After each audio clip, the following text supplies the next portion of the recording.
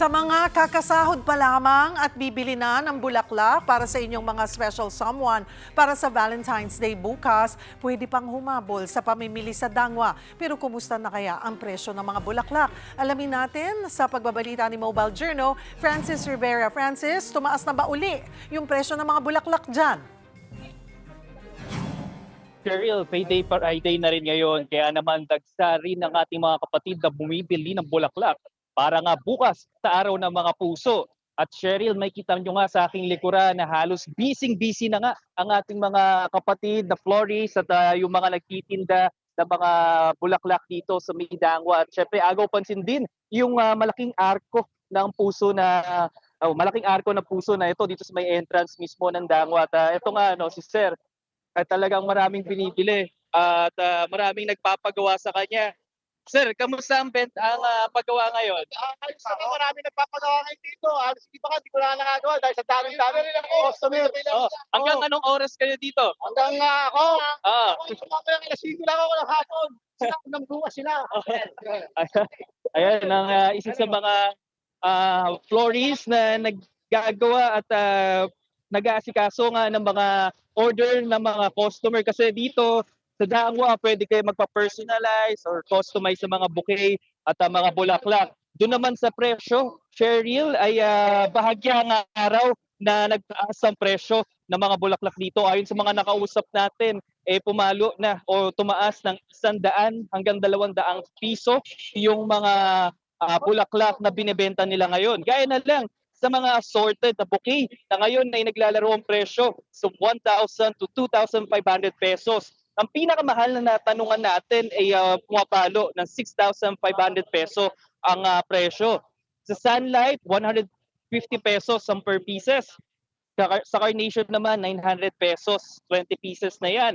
Sa Gerbera, 450 pesos, 10 pieces. At ang mga local roses ay naman ay fixed na daw na 150 pesos ang presyo. Pero ang bouquet ay nasa 1,300 pesos. Habang ang China roses naman ay nasa 250 pesos per pieces or 250 per pieces at 1,500 hanggang 2,000 pesos ang isang bouquet. Mabenta rin ang mga tulips na nasa 150 pesos bawat piraso. Ang sunflower nasa 500 peso ang maliliit habang 800 pesos naman ang malalaki. At sa mga gusto ng pangmatagalan na talaga namang tumatagal, bagay na bagay sa inyo itong mga dried flowers na ang presyo naglalaro sa 170 to 800 pesos ang isang bundle. Habang ang misty naman ay naglalaro lamang sa 100 peso, 150 pesos habang hanggang 1,600 pesos ang bundle.